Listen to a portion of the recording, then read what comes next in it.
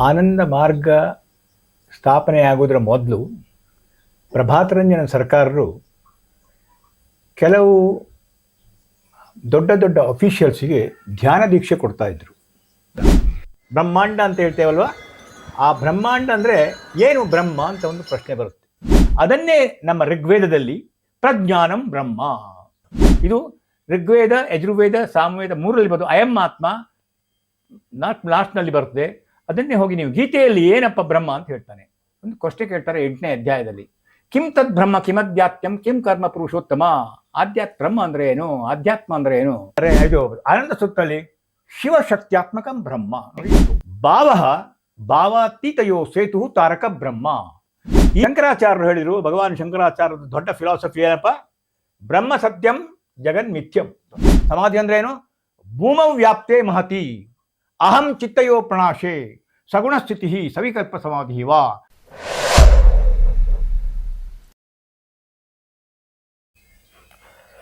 ನಮಸ್ಕಾರ, cosmic society YouTube ಚಾನಲ್ಗೆ ಸ್ವಾಗತ. ಈ ಸಂಚಿಕೆಯಲ್ಲಿ ನಾವು ಹಿರಿಯ ಆನಂದ ಮಾರ್ಗಿಗಳು, ಸಾಧಕರು, ತಂತ್ರ ಸಾಧಕರು ಅವ್ರನ್ನ ಒಂದಷ್ಟು ಚರ್ಚೆ ಮಾಡೋಣ ಅವ್ರ ಜೊತೆ. ನಮಸ್ಕಾರ ಆಚಾರ್ಯ ಆನಂದರಾಮ್ ಭಟ್ ಅವ್ರಿಗೆ. ಆನಂದ ಮಾರ್ಗ ಅನ್ನುವ ಒಂದು ಸಂಸ್ಥೆ ಸ್ಥಾಪನೆ ಮಾಡೋದಕ್ಕೆ ಮುಂಚೆ ಶ್ರೀ ಪ್ರಭಾತರಂಜನ್ ಸರ್ಕಾರರು ಆನಂದ ಬ್ರಹ್ಮ ಸಾಧನಾ ಮಾರ್ಗ, ಆನಂದ ಅಂತ ಪದ ಇರಲಿಲ್ಲ, ಬ್ರಹ್ಮ ಸಾಧನಾ ಮಾರ್ಗ ಅಂತ ಹುಟ್ಟುಹಾಕಿದ್ರು. ಯಾಕೆ? ಆನಂದ ಮಾರ್ಗ ಸ್ಥಾಪನೆಯಾಗುವುದರ ಮೊದಲು ಪ್ರಭಾತರಂಜನ ಸರ್ಕಾರರು ಕೆಲವು ದೊಡ್ಡ ದೊಡ್ಡ ಅಫಿಷಿಯಲ್ಸಿಗೆ ಧ್ಯಾನ ದೀಕ್ಷೆ ಕೊಡ್ತಾ ಇದ್ರು. ಆ ಧ್ಯಾನ ಅದು ಬ್ರಹ್ಮಧ್ಯಾನ. ಬ್ರಹ್ಮಧ್ಯಾನ ಕೊಡುವಾಗ ಆನಂದ ಮಾರ್ಗ ಸಂಸ್ಥೆ ಇರಲಿಲ್ಲ, 55ರ ಮೊದಲು ಹೇಳ್ತಾ ಇರೋದು. ಅದು ಕೆಲವರಿಗೆಲ್ಲ ಧ್ಯಾನ ಕೊಟ್ಟು, ಆ ಧ್ಯಾನ ಕೊಡುವಾಗ ಯೋಗದ ಮೊದಲನೆಯಾದ ಯಮ ನಿಯಮವನ್ನು ನೀವು ಪಾಲಿಸಬೇಕು. ಅಂದರೆ ನೈತಿಕದ ತಳಹದಿ ಭಗವದ್ ಧ್ಯಾನಕ್ಕೆ, ಬ್ರಹ್ಮ ಧ್ಯಾನಕ್ಕೆ ಬಹಳ ಇಂಪಾರ್ಟೆಂಟು. ಬ್ರಹ್ಮ ಧ್ಯಾನ ಅಂದರೆ ಮನಸ್ಸು ಮಾನಸಿಕ ತರಂಗಗಳ ಮೇಲೆ ಹೋಗಿ, ಯಾವುದು ಈ ಪೃಥ್ವಿ, ಅಂತರಿಕ್ಷ, ಬ್ರಹ್ಮಾಂಡ. ಅಂತರಿಕ್ಷದಲ್ಲಿ ಮಾನಸಿಕ ತರಂಗಗಳಿದ್ದಾವೆ. ಮಾನಸಿಕ ತರಂಗಗಳನ್ನು ಧ್ಯಾನದ ಮೂಲಕ ಕ್ರಾಸ್ ಮಾಡಿ ಹೋಗುವುದೇ ಬ್ರಹ್ಮಮಂಡಲ, ಬ್ರಹ್ಮಾಂಡ ಅಂತ ಹೇಳ್ತೇವಲ್ವ. ಆ ಬ್ರಹ್ಮಾಂಡ ಅಂದರೆ ಏನು ಬ್ರಹ್ಮ ಅಂತ ಒಂದು ಪ್ರಶ್ನೆ ಬರುತ್ತೆ.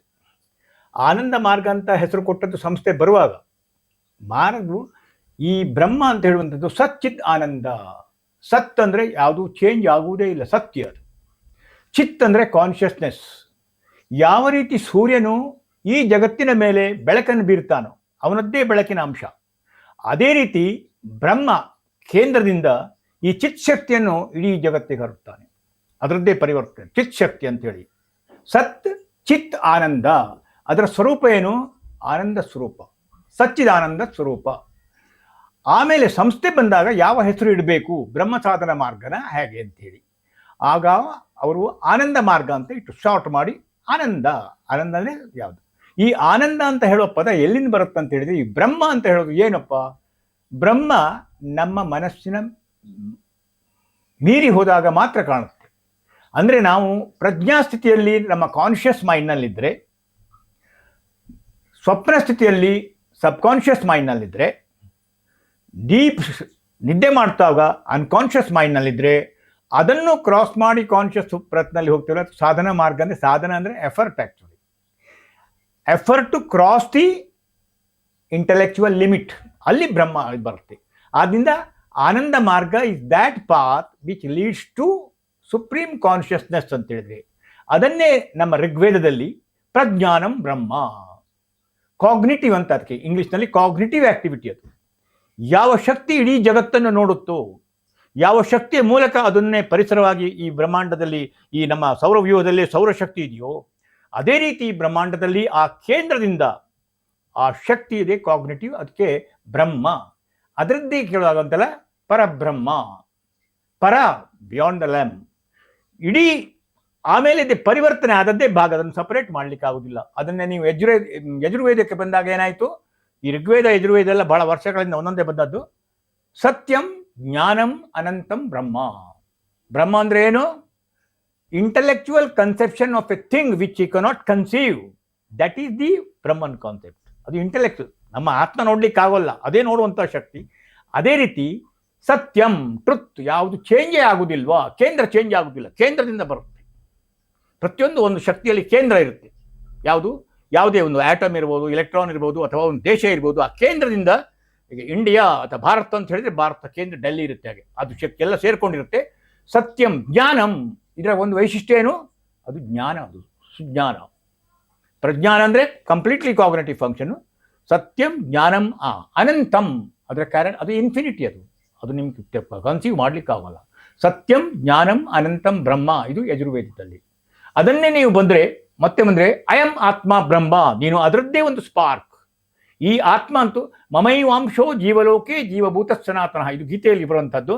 ಈ ನಮ್ಮಲ್ಲಿರುವಂಥ ಒಂದು ಆತ್ಮ ಅಂತ ಹೇಳುವಂಥದ್ದು ಏನಿದೆಯೋ ಅದು ಅದರದ್ದೇ ಒಂದು ಅಂಶ, ಇದು ಬ್ರಹ್ಮನದ್ದೇ. ಅದಕ್ಕೆ ಅಹಂ ಬ್ರಹ್ಮಾಸ್ಮಿ ಹೇಳುವಾಗ ನಾನು ಅದೇ ಒಂದು ಅದರದ್ದೇ ಬ್ರಹ್ಮಾಸ್ಮಿ ಅಂದರೆ ನಾನೇ ದೇವರು ಅಂತ ಹೇಳಿದಲ್ಲ, ಅಲ್ಲಿ ನಾನು ಅದರದ್ದೇ ಒಂದು ತುಂಡ ಅಂತ. ಇದು ಋಗ್ವೇದ, ಯಜುರ್ವೇದ, ಸಾಮವೇದ ಮೂರರಲ್ಲಿ ಬರೋದು ಅಯಂ ಆತ್ಮ, ಲಾಸ್ಟ್ನಲ್ಲಿ ಬರ್ತದೆ. ಅದನ್ನೇ ಹೋಗಿ ನೀವು ಗೀತೆಯಲ್ಲಿ ಏನಪ್ಪ ಬ್ರಹ್ಮ ಅಂತ ಹೇಳ್ತಾನೆ. ಒಂದು ಕ್ವಶ್ಚನ್ ಕೇಳ್ತಾರೆ 8ನೇ ಅಧ್ಯಾಯದಲ್ಲಿ, ಕಿಂ ತದ್ ಬ್ರಹ್ಮ ಕಿಮಧ್ಯಾತ್ಮ್ಯಂ ಕಿಂ ಕರ್ಮ ಪುರುಷೋತ್ತಮ. ಬ್ರಹ್ಮ ಅಂದರೆ ಏನು? ಆಧ್ಯಾತ್ಮ ಅಂದರೆ ಏನು? ಅದಕ್ಕೆ ಉತ್ತರ ಕೊಡ್ತಾನೆ ಕೃಷ್ಣ, ಅಕ್ಷರಂ ಬ್ರಹ್ಮ ಪರಮಂ. ಅದು ಚೇಂಜೇ ಆಗದಿರುವಂಥ ಅಕ್ಷರ ಅಂದರೆ ಅಕ್ಷರಂ ಬ್ರಹ್ಮ ಪರಮಂ ಸ್ವಾವು ಬಿಟ್ಬಿಟ್ಟಿದೆ. ಅಂದರೆ ಬ್ರಹ್ಮ ಅಂತ ಹೇಳುವಂಥದ್ದು ಬಿಯಾಂಡ್ ದ ರೆಲಮ್ ಆಫ್ ಮೈಂಡು, ಇನ್ಫೈನೈಟು, ಅನಾದಿ, ಅದಕ್ಕೆ ಸ್ಟಾರ್ಟಿಂಗ್ ಪಾಯಿಂಟು ಇಲ್ಲ, ಎಂಡ್ ಪಾಯಿಂಟು ಇಲ್ಲ, ಅದು ಬ್ರಹ್ಮ ಅಂತ ಹೇಳುವಂಥದ್ದು. ಅದರ ಕೇಂದ್ರನೇ ಪರಮಶಿವ ಪುರುಷೋತ್ತಮ ವಿಶ್ವಸ್ಯ ಕೇಂದ್ರಂ, ಪ್ರತಿಯೊಂದಕ್ಕೂ ಕೇಂದ್ರ ಇರಬೇಕು, ಅದನ್ನೇ ಹೇಳ್ತಾರೆ. ಅದನ್ನೇ ನೀವು ಆನಂದ ಸೂತ್ರಕ್ಕೆ ಬಂದರೆ, ಆನಂದ ಸೂತ್ರದಲ್ಲಿ ಏನು ಹೇಳ್ತಾರೆ? ನಾನು ಉಪನಿಷತ್ನ ಇದರಲ್ಲಿ ಹೇಳಿದೆ, ಪ್ರಜ್ಞಾನಂ ಬ್ರಹ್ಮ ಋಗ್ವೇದ, ಅದು ಪ್ರಜ್ಞಾನಂ ಬ್ರಹ್ಮ ಉಪನಿಷತ್ ಪಾರ್ಟ್ನಲ್ಲಿ ಬರ್ತದೆ, ವೇದದಲ್ಲೇ ಐತರೇಯ ಉಪನಿಷತ್ಯ ತೈತರೇಯ ಬರ್ತದೆ. ಸೊ ಈ ಗೀತೆಯಲ್ಲಿ ಏನು ಹೇಳ್ತಾರೆ, ಇದು ಆನಂದ ಸೂತ್ರದಲ್ಲಿ ಶಿವಶಕ್ತ್ಯಾತ್ಮಕಂ ಬ್ರಹ್ಮ. ನೋಡಿ, ಇದು ಬಹಳ ಒಂದು ಚೆನ್ನಾಗಿರುವಂಥ ಡೆಫಿನಿಷನ್. ಶಿವ ಶಕ್ತಿ, ಅದನ್ನು ಸಪರೇಟ್ ಮಾಡಲಿಕ್ಕೆ ಆಗುವುದಿಲ್ಲ. ಹಾಲು ಬಿಳಿ ಒಂದೇ, ಅದು ಒಂದೇ, ಎರಡು ಬಗೆಯ, ಎರಡು ಸೈಡ್ನ ಒಂದೇ ಪೇಜ್ ಅದು. ಶಿವ ಅಂದರೆ ನೋಡುವಂಥ ಶಕ್ತಿ, ಶಕ್ತಿ ಅಂದರೆ ಆಪರೇಟಿವ್ ಪ್ರಿನ್ಸಿಪಲ್. ಒಂದು witnessing entity, operative, they are inseparable, like fire and burning principle. ಶಿವಶಕ್ತ್ಯಾತ್ಮಕಂ ಬ್ರಹ್ಮ. ಇನ್ನೂ ಮುಂದೆ ಒಂದು ಸ್ಟೆಪ್ ಹೋದರೆ ಬಾಬಾ ಅವರ ಬುಕ್, ಬಾಬಾ ಅವರು ಅಂತ ಹೇಳಿದರೆ ಅದು ಡೆವೋಷನಲ್ ಕಾನ್ಸೆಪ್ಟ್, ನಾವು ಅಮ್ಮ ಕರೆಯೋ ಹಾಗೆ. ಆ ಕೇಂದ್ರವೇ ಒಂದು ಮ್ಯಾನಿಫೆಸ್ಟೇಷನ್ ಬಂದಾಗ ಬಾಬಾ ಅಂತ ಹೇಳೋದು ಡೆವೋಷನಲ್ ಕಾನ್ಸೆಪ್ಟ್. ಪ್ರಭಾತ್ ರಂಜನ್ ಸರ್ಕಾರ ಇಂಟೆಲೆಕ್ಚುವಲ್ ಕಾನ್ಸೆಪ್ಟ್, ಅವರು ದೊಡ್ಡ ಫಿಲಾಸಫರ್. ಆ ರೀತಿಯಲ್ಲಿ ಅವರು ಬರೆಯುವಾಗಲೂ ಈ ಬೌದ್ಧಿಕ ರಂಗದ್ದೆಲ್ಲ PR ಸರ್ಕಾರದಲ್ಲಿ ಬಂದರು. ಐಡಿಯಾ ಆ್ಯಂಡ್ ಐಡಿಯಾಲಜಿ ಭಾಳ ಹೈ ಲೆವೆಲ್ ಅದು ಇಷ್ಟವರೆಗೆ. Concept of matter, concept of mind ಎಲ್ಲ. ಅದೇ ರೀತಿ ನೀವು ಧ್ಯಾನದಲ್ಲಿ ಅಮ್ಮ ಅಂತ ಕರೆಯೋದಿದೆ ಅಲ್ವಾ, ಅದು ಡೆವೋಷನಲ್ ಕಾನ್ಸೆಪ್ಟ್. ಭಕ್ತಿ ಭಗವದ್ ಭಾವನೆಗೆ ಪ್ರಪಂಚಕ್ಕೆ ಬರುತ್ತೆ. ನೋಡಿ, ಮೊದಲನೇ ಚಾಪ್ಟರ್ ಆನಂದ ಸೂತ್ರದಲ್ಲಿ ಹೇಳುವಾಗಲೇ ಭಾವಾತೀತಯೋ ಸೇತು ತಾರಕ ಬ್ರಹ್ಮ. ಈ ಹೇಳುವಂಥ ಕಾನ್ಸೆಪ್ಟ್ ನಿರ್ಗುಣ ಬ್ರಹ್ಮ, ಸಗುಣ ಬ್ರಹ್ಮ. ಸಗುಣ ಬ್ರಹ್ಮ ಇಡೀ ದೇಹದ ಮ್ಯಾನಿಫೆಸ್ಟೆಡ್, ಅದಕ್ಕೂ ಕಾಣಲಿಕ್ಕೆ ಸಿಗದಿದ್ರು, ಯಾವ ರೀತಿ ನಿಮಗೆ ಆಕಾಶವನ್ನು ನೋಡ್ಲಿಕ್ಕೆ ಆಗೋಲ್ವೋ, ಯಾವ ರೀತಿ ಮಾನಸಿಕ ತರಂಗಗಳನ್ನು ನೋಡ್ಲಿಕ್ಕೆ ಆಗೋದಿಲ್ವೋ, ಅದೇ ರೀತಿ ನೋಡುವಂಥ ಶಕ್ತಿಯನ್ನು ನೋಡ್ಲಿಕ್ಕೆ ಆಗೋಲ್ಲ. ಮೈಂಡ್ ಅಲ್ಲಿಗೆ ಹೋಗಬೇಕು. ಇದು ಐಡಿಯೇಷನ್, ಭಾವಾತೀತಯೋ ಸೇತು ತಾರಕ ಬ್ರಹ್ಮ. ಇದು ಒಂದು ಹೊಸ ಕಾನ್ಸೆಪ್ಟ್ ಆನಂದ ಮಾರ್ಗದಲ್ಲಿ ತಂತ್ರದಿಂದಲೇ ಬಂದದ್ದು, ಬೇರೆ ಯಾವ ವೇದಾಂತದಲ್ಲಿ ನಿಮಗೆ ಕಾಣೋದಿಲ್ಲ. ಐಡಿಯೇಷನಲ್ ವರ್ಲ್ಡ್, ಭಾವಾತೀತಯೋ, ಈ ಬ್ರಹ್ಮಾಂಡದ ಆಚೆ ಇರುವುದು ನಿರ್ಗುಣ ಬ್ರಹ್ಮ ಇದೆ ಅಲ್ವಾ, ಆ ಕಾಮನ್ ಪಾಯಿಂಟು, ಅದು ಒಂದು ಶಕ್ತಿ, ಅದು ಜಡವಸ್ತು ಅಲ್ಲ. ಆ ಶಕ್ತಿ ಫಂಡಮೆಂಟಲ್ ಫ್ಯಾಕ್ಟರ್ಸ್, ಪಂಚಭೂತದ ಶರೀರ ತಕೊಂಡು ಈ ಒಂದು ಜಗತ್ತಿನವರಿಗೆ ಹೆಲ್ಪ್ ಮಾಡ್ಲಿಕ್ಕೆ ಬರುತ್ತಲ್ಲ, ಅದನ್ನು ತಾರಕ ಬ್ರಹ್ಮ ಅಂತ ಹೇಳ್ತಾರೆ. ತಾರಕ ಅಂದರೆ ಮುಕ್ತಿ ಕೊಡುವಂಥದ್ದು, ಅದಿದೆ. ಸೊ ಈ ಬ್ರಹ್ಮ ಕಾನ್ಸೆಪ್ಟ್ ಅಂತ ಹೇಳುವಂಥದ್ದು ನೋಡಿ, ಬೇರೆ ಬೇರೆ ಶಂಕರಾಚಾರ್ಯರು ಹೇಳಿದರು. ಭಗವಾನ್ ಶಂಕರಾಚಾರ್ಯದ ದೊಡ್ಡ ಫಿಲಾಸಫಿ ಏನಪ್ಪ? ಬ್ರಹ್ಮ ಸತ್ಯಂ ಜಗನ್ ಮಿಥ್ಯಂ. ಇದು ತಾರ್ಕಿಕಲ್ಲಿ ಹೇಳುವಾಗ ಮಾತ್ರ ಬರುತ್ತೆ. ಇದು ಯಾವುದಕ್ಕೂ ನಾವು ಮನಸ್ಸಿನ ಬಿಯಾಂಡ್ ಹೋಗುತ್ತೆ ಅಂತ ಹೇಳೋದಿಲ್ಲ, ಇಂಟೆಲೆಕ್ಚುವಲ್ ಕಾನ್ಸೆಪ್ಷನ್. ಇದನ್ನು ಆನಂದ ಮೂರ್ತಿಯವರು, ಅದು ಸರಿಯಲ್ಲ. ತಾತ್ವಿಕವಾಗಿ ಹೇಳಬೇಕಾದ್ರೆ ಬ್ರಹ್ಮ ಸತ್ಯಂ ಜಗದಪಿ ಸತ್ಯಮಾಪೇಕ್ಷಿಕಂ, ಇದು ರಿಲೇಟಿವ್ ಟ್ರುತ್, ಅದು ಒಂದೇ ಒಂದು ಭಾಗ. ಅದು ಏನು ಮೆಟಮಾರ್ಫೋಸ್ ಆಗಿದೆ. ಯಾವ ರೀತಿ ನೀರು ಘನೀಭೂತ ಆಗುತ್ತೋ, ನೀರು ಬಿಸಿ ಮಾಡಿದಾಗ ಆವಿಯಾಗುತ್ತೋ, ಯಾವ ರೀತಿ ಗಾಳಿ ಬಂದಾಗ ನೋಡಲಿಕ್ಕೆ ಕಾಣೋದಿಲ್ವೋ, ಒಂದೊಂದು ವಿಶಾಲ ಆದಾಗ ಅದು ಒಂದು ಕ್ವಾಲಿಟೇಟಿವ್ ಚೇಂಜ್ ಆಗಿ ಮುಂದೆ ಹೋಗುತ್ತೆ. ಬಟ್ ಅದರದ್ದೇ ಅಂಶ ಅದು. ನೀರು, ಐಸು ಮತ್ತು ವೇಪರ್ ಬೇರೆ ಬೇರೆ ಅಲ್ಲ. ಈ ಪಂಚಭೂತ ಶರೀರದಲ್ಲಿ ಆಕಾಶ ತತ್ವವನ್ನೇ ನೋಡ್ಲಿಕ್ಕಾಗೋಲ್ಲ. ಅದೊಂದು ಥಿಯರಿಟಿಕಲ್ ಕಾನ್ಸೆಪ್ಟ್ ಇದ್ದಾಗ ಆಕಾಶ ಎಲ್ಲ ಕಡೆಯಲ್ಲಿದೆ. ಆಮೇಲೆ ನಾವು ಮಾನಸಿಕ ಬಂದಾಗ ಮನಸ್ಸಿನ ತರಂಗಗಳಲ್ಲಿ ಸೂಕ್ಷ್ಮ ಇದೆ. ಕಾನ್ಷಿಯಸ್ ಮೈಂಡು, ಸಬ್ ಕಾನ್ಷಿಯಸ್ ಮೈಂಡು, ಅನ್ಕಾನ್ಷಿಯಸ್ ಮೈಂಡ್ ಅಂತ. ಇದನ್ನು ಕ್ರಾಸ್ ಮಾಡಿ ಹೋಗುವಂತ ಮಾತ್ರ ನಾವು ಬ್ರಹ್ಮ ಸಾಧನ ಅಂತ ಹೇಳಿ. ಕಾರಣ ಏನಂದ್ರೆ ಇದರ ನಮ್ಮ ಉದ್ದೇಶ ನಮ್ಮ ತಂದೆಯ ನಮ್ಮ ಮೂಲ ಯಾವುದು, ಬ್ಯಾಕ್ ಟು ಗಾಡ್ಹುಡ್, ಅಲ್ಲಿಗೆ ಹೋಗುವಂತಹದ್ದು. ಇದರಲ್ಲಿ ನಮ್ದು ಬೇರೆ ಯಾವ ರೀತಿಯ ಒಂದು ಆಶೆಗಳಿಲ್ಲ. ನನಗೆ ಮನೆಗೆ ಹೋಗಬೇಕು, ನನ್ನ ಪ್ರಯಾಣದಲ್ಲಿ ಬಂದಿದ್ದೇನೆ, ಈ ಒಂದು ಉದ್ದೇಶದಿಂದಲೇ ಇರುವಂತಹದ್ದು ಬ್ರಹ್ಮ ಸಾಧನ ಮಾರ್ಗ. ಆದರೆ ಈ ಹೋಗುವ ಮಾರ್ಗದಲ್ಲಿ ಎಲ್ಲರೂ ಒಂದೇ ಫ್ಯಾಮಿಲಿ, ವಸುದೈವ ಕುಟುಂಬಕಂ ಅಂತ ಹೇಳೋದ್ರಲ್ಲಿ ಸರ್ವೇ ಜನ ಸುಖಿನೋ ಭವಂತು. ಸುಖ ದುಃಖ ಅಂತ ಹೇಳೋದ್ರಲ್ಲಿ ಯಾವಾಗಲೂ ಸುಖ ಇದ್ರೆ ದುಃಖ ಇದೆ, ದುಃಖ ಇದ್ರೆ ಸುಖ ಇದೆ. ಸಪರೇಟ್ ಮಾಡಲಿಕ್ಕೆ ಆಗೋಲ್ಲ. ಅದನ್ನೇ ಕೃಷ್ಣ ಹೇಳ್ತಾನೆ, ಸುಖ ದುಃಖೇ ಸಮೀಕೃತ್ವ ಲಾಭವು ಜಯಾಜಯವು ತಥೋ ಯುದ್ಧಾಯ ಯುದ್ಧಸ್ಯ ನೈವಂ ಪಾಪ್ಯ. ಬ್ಯೂಟಿಫುಲ್ ಇದೆ ಗೀತೆಯಲ್ಲಿ, ನಿಮ್ಗೆ ಅಂತ ಸಿಗುತ್ತೆ. ನಾವು ಇದನ್ನು ಕ್ರಾಸ್ ಮಾಡಿ ಹೋಗಬೇಕು. ಈ ದ್ವಂದ್ವದಿಂದ ಕ್ರಾಸ್ ಮಾಡಿ ಆನಂದ ಲೋಕಕ್ಕೆ ಹೋಗಬೇಕು. ಈಗ ನೀವು ಹೇಳೋ ಪ್ರಕಾರ ಬ್ರಹ್ಮ ಅನ್ನೋದು ಒಂದು ಅಷ್ಟು ಇನ್ಫೈನೈಟ್, ಅನಂತ ಅಂತ ಹೇಳಿದ್ರಿ. ಈಗ ಚತುರ್ಮುಖ ಬ್ರಹ್ಮ ಅಂತಾರೆ. ಬ್ರಹ್ಮನಿಗೆ ಆಕಾರ ಇಲ್ಲ ಅಂತ ಕೆಲವರು ಹೇಳ್ತಾರೆ. ಆ ಬ್ರಹ್ಮನಿಗೆ ಯಾವುದೇ ದೇವಸ್ಥಾನ ಇಲ್ಲ, ಪೂಜೆ ಮಾಡುವಂಥದ್ದಿಲ್ಲ ಅಂತಾರೆ. ಸೊ ಈ ಬ್ರಹ್ಮ ಅನ್ನೋ ಕಾನ್ಸೆಪ್ಟ್ ನೀವು ಹೇಳೋ ಪ್ರಕಾರ ಇದಕ್ಕೂ ಅದಕ್ಕೆ ಏನು ವ್ಯತ್ಯಾಸ ಇದೆ? ಮೆಟಮಾರ್ಫೋಸ್ ಆಗುವಾಗ ಯಾವ ರೀತಿ ಆವಿ ನೀರಾಗಿ ನೀರು ಐಸ್ ಆಗುತ್ತೋ ಅದೇ ರೀತಿ ವಿಕಾಸ ಪಥದಲ್ಲಿ ಪ್ರಕೃತಿಗೆ ಅವರದ್ದೇ ಒಂದು ಅಂಗ ಆದ್ದರಿಂದ ಪ್ರಕೃತಿಗೆ ಶಕ್ತಿ ಕೊಟ್ಟಿದ್ದಾರೆ. ಬೇರೆ ಎಲ್ಲ ಕಲ್ಪನೆಗಳು ಪುರಾಣದಲ್ಲಿ ಬೇರೆ ಬರುವಂತಹದ್ದು ನೋಡಿ. ಈಗ ಬ್ರಹ್ಮ ಅಂತ ಹೇಳೋದ್ರಲ್ಲೇ ನೋಡಿ, ಶಂಕರಾಚಾರ್ಯರದ್ದೇ ಸ್ತುತಿ ಇದೆ ಗಣೇಶನ ಮೇಲೆ. ಏನು ಗಣೇಶ ಭಾವನೆಯಲ್ಲಿ, ಭಾವನೆ ಪ್ರಪಂಚದ್ದು. ಬ್ರಹ್ಮ ಅಂತ ಹೇಳುವಂಥದ್ದು ಭಾವನೆ ಕೆಳಗಿನದ್ದಲ್ಲ. ನೀವು ಫಾರ್ಮ್ ಕೊಡ್ಬೋದು ನಿಮಗೆ ಖುಷಿ ಬಂದ ಹಾಗೆ. ನಿಮ್ಮ ಗಣೇಶ ಬೇರೆ ಬೇರೆ ರೀತಿಯಲ್ಲಿ ಇರುವ ಬೇರೆ ಎಲ್ಲ ವ್ಯಕ್ತಿಗಳು ಪೌರಾಣಿಕ, ನೀವು ಚತುರ್ಮುಖ ಬ್ರಹ್ಮ ಎಲ್ಲ ಹೇಳಿದ್ರಲ್ವ, ಎಲ್ಲ ಪೌರಾಣಿಕ ಕಾನ್ಸೆಪ್ಟ್ ಒಂದು ಫಾರ್ಮ್ ಕೊಟ್ಟಿದ್ದಾರೆ. ಅದನ್ನೇ ವೇದವ್ಯಾಸರು ಹೇಳುವಾಗ ಕೊನೆಗೆ ಒಂದು ಹೇಳ್ತಾರೆ, ರೂಪಂ ರೂಪ ವಿವರ್ಜಿತಸ್ಯ ಭವತೋ ಧ್ಯಾನೇನ ಯತ್ ಕಲ್ಪಿತಂ. ಅವ್ರು ಏನು, ನಾನೊಂದು 3-4 ತಪ್ಪು ಮಾಡಿದ್ದೇನೆ, ದೇವರೇ ನನ್ನನ್ನು ಕ್ಷಮಿಸಬೇಕು, ರೂಪ ಇಲ್ಲದಕ್ಕೆ ನಾನು ರೂಪ ಕೊಟ್ಟಿದ್ದೇನೆ. ಇದು ರೂಢಿ ಹೇಳ. ಬುದ್ಧಿ ಇಲ್ದಿದ್ದವರಿಗೆ ಮೂರ್ತಿ ಬೇಕಂತೆ. ಸ್ವಲ್ಪ ಕರ್ಮಿಗಳಿಗೆ ಅವರಿಗೆ ಯಾವುದು ಬೇಕು, ನೀರು, ಬೆಂಕಿ, ಮಂಡಲಗಳು ಬೇಕು. ಅದೇ ಯೋಗಿಗಳಿಗೆ ಬರೀ ಹೃದಯ ಮಾತ್ರ. ಈಶ್ವರ ಸರ್ವಭೂತಾನಾಂ, ಈಶ್ವರ ಅಂದರೆ ಕಂಟ್ರೋಲರ್ ಅಂತ ಹೇಳಿ, ಅಲ್ಲಿ ಹೃದಯದಲ್ಲಿ ಮಾತ್ರ. ಈ ಕಲ್ಪನಾತೀತ ಪ್ರಪಂಚದಲ್ಲಿ ಬೇರೆ ಬೇರೆ ಕೊಟ್ಟಿದ್ದಾರೆ ನೋಡಿ. ಗಣೇಶನಂತೆ ಹೇಳಿದೆ ಅಜಂ, ಆ ವರ್ಡಿಗೆ ಹೋಗ್ಬೇಕು ನೀವು. ಆ ಒಂದು ಅರ್ಥಕ್ಕೆ ಹೋಗಾಗ ಗೊತ್ತಾಗುತ್ತೆ. ಅರ್ಥ ಇಲ್ದಿದ್ರೆ ಏನಾಗಲ್ಲ. ನಿರ್ವಿಕಲ್ಪಂ ನಿರಾಕಾರಮೇಕಂ ನಿರಾನಂದ ಮಾನಂದ ಅದ್ವೈತ ಪೂರ್ಣಂ ಪರಂ ನಿರ್ಗುಣಂ ನಿರ್ವಿಶೇಷಂ ಪರಬ್ರಹ್ಮ ರೂಪಂ ಗಣೇಶಂ ಭಜೇಮ.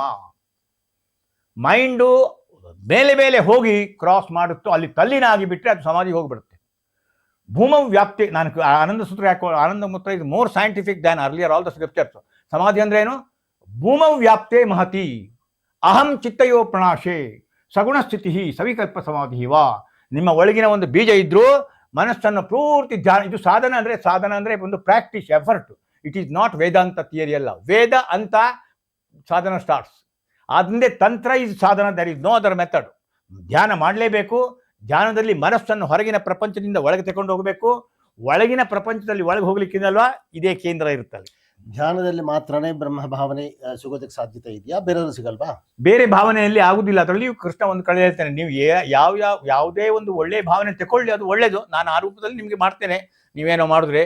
ಆದರೆ ಅದು 2ನೇ ಚಾಪ್ಟರ್ನಲ್ಲಿ ಕ್ಲಿಯರ್ ಆಗಿ ಹೇಳ್ತಾನೆ.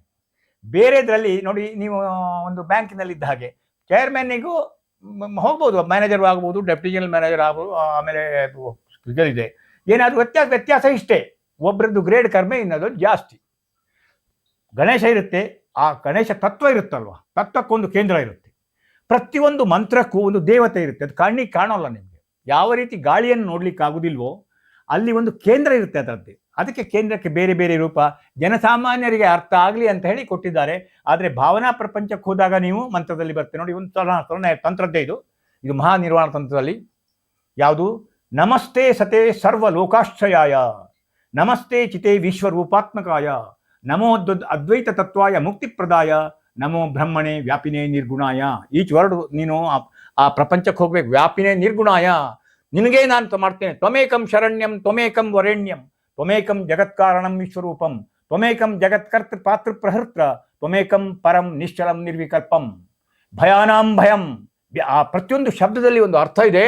ಇದಕ್ಕಿಂತ ಮೀರಿದ್ದು ಕಲ್ಪನಾ ಪ್ರಪಂಚದಲ್ಲಿ ಏನು ತಗೊಳ್ಬೋದು ಅದು ಶಬ್ದದ ಮೂಲಕ ಬರುತ್ತೆ. ಈಗ ಇನ್ಫಿನಿಟ್ ಅಂತ ಹೇಳ್ಕೊಳ್ಳಿ, ಬ್ರಹ್ಮ ಅಂತ ಹೇಳುವಂತಹದ್ದು one beginningless infinite supreme consciousness is the only entity to be realised by the individual beings. Brahma ಭಾವನೆಯಲ್ಲಿ ಸದಾ ಯಾವಾಗಲೂ ಒಬ್ಬ ವ್ಯಕ್ತಿ ಇದ್ದಾಗ, ಬ್ರಹ್ಮ ಭಾವನೆ ಅಂದ್ರೆ ಇಟ್ಕೊಳ್ಳಿ, ಭಾವನೆ ನೀವು ಒಂದು ಶಬ್ದದ ಮೂಲಕ ಮೈಂಡ್ ಕ್ರಾಸ್ ಮಾಡ್ತೀರಿ, ಇದು ಬ್ರಹ್ಮ ಭಾವನೆ. ಶಬ್ದದ ಮೂಲಕ ನಾನೀಗ ಇನ್ಫಿನಿಟಿ ಅಂತ ಹೇಳಿದ್ರೆ ನಿನಗೆ ಏನು ಭಾವನೆ ಬರುತ್ತೆ? ಅನಂತ. ಈ ಶಬ್ದ ಅಂತ ಹೇಳುವಾಗ ನಿಮಗೆ ಆಕಾಶ ಅಂತ ಹೇಳಿದ್ಕೊಳ್ಳಿ ಏನು ಭಾವನೆ ಬರುತ್ತೆ? ಸೊ ನೀವು ಬ್ರಹ್ಮನ ಹತ್ರ ಹೋಗಬೇಕಾದ್ರೆ ಇದನ್ನು ಕ್ರಾಸ್ ಮಾಡಿಯೇ ಹೋಗಬೇಕು. ಈ ಶಬ್ದದ ಮೂಲಕನೇ, ಅದಕ್ಕೆ ಮಂತ್ರ ಅಂತ ಹೇಳ್ತಾರೆ. ಇಷ್ಟ ಮಂತ್ರ ಕೊಟ್ಟ ಉದ್ದೇಶನೂ ಅಷ್ಟೇ.